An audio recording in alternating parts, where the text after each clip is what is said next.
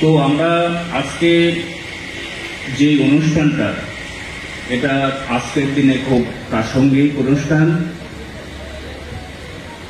আমরা দেখতে পাচ্ছি যে পরিবেশ বিভিন্নভাবে দূষিত হচ্ছে।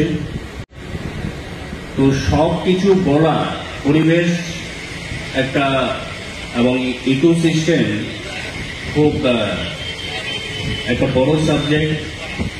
আমি আজকের অনুষ্ঠানের যেটা প্রাসঙ্গিক দিক দু একটা কথা বলবো। আমাদের সবচেয়ে যেটা বড় জিনিস, জনসংখ্যা বৃদ্ধি পাচ্ছে এবং আমরা দেখেছি যে এটা এই যে ডাবল হওয়া, কত বছরে ডাবল হচ্ছে, সেই সময়টা কিন্তু কমে যাচ্ছে, মানে জনসংখ্যার বৃদ্ধির হারটা কিন্তু বেড়েই চলেছে।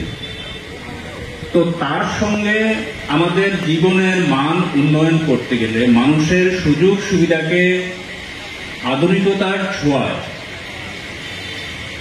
তো আমরা আমাদের সুবিধে মতো পরিবেশকে ইউজ করছি এবং বিশেষ বিশেষ ক্ষেত্রে, বেশিরভাগ ক্ষেত্রে আমরা দূষিত করছি।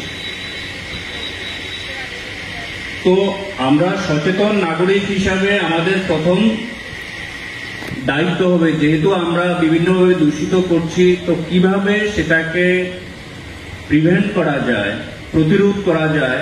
কারণ সুস্থভাবে আমরা যদি আমাদের নেক্সট জেনারেশনকে বাঁচাতে চাই, সবসময় আমাদের একটা নিশ্চিত প্ল্যানিং থাকে।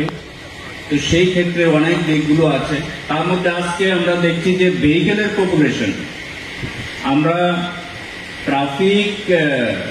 স্মুথ ট্রাফিক ম্যানেজমেন্ট করতে গিয়ে, ট্রাফিক সম্পর্কে সচেতন করতে গিয়ে একটা স্টাডি করেছি, আমাদের রাজ্যের ক্ষেত্রেই বলি। তো 2012-তে আমাদের ভেহিকেলের সংখ্যা ছিল 2.5 লাখেরও নিচে, 2 লাখ কিছু ছিল। আর সেই সংখ্যাটা আমাদের যে 2023 যে ক্লোজিং ডিসেম্বর মাস পর্যন্ত আমরা দেখলাম প্রায় 7.5 লাখ। তো 3 গুণ বেড়েছে 10-12 বছরে। তো সেরকম ভাবে যে ভেহিকেল রাস্তায় নামা মানেই দূষণ। তো এখন দেখা গেছে যে একটা পাওয়ার ডিপার্টমেন্ট আজকে এটা সচেতন করছে, যেটা যে ইলেকট্রিক ভেহিকেল এনকারেজ করার জন্য, যাতে ইলেকট্রিক ভেহিকেল ব্যবহার করলে তার সুযোগ সুবিধা কি, সুফল কি। সবচেয়ে বড় যেটা আজকের দিনের প্রাসঙ্গিক বিষয় হল পরিবেশ দূষণ কম হবে। যেই ভেহিকেল আমাদের ডিজেল বা পেট্রোল চালিত যেই ভেহিকেলগুলো আছে তার তুলনায় অনেক কম।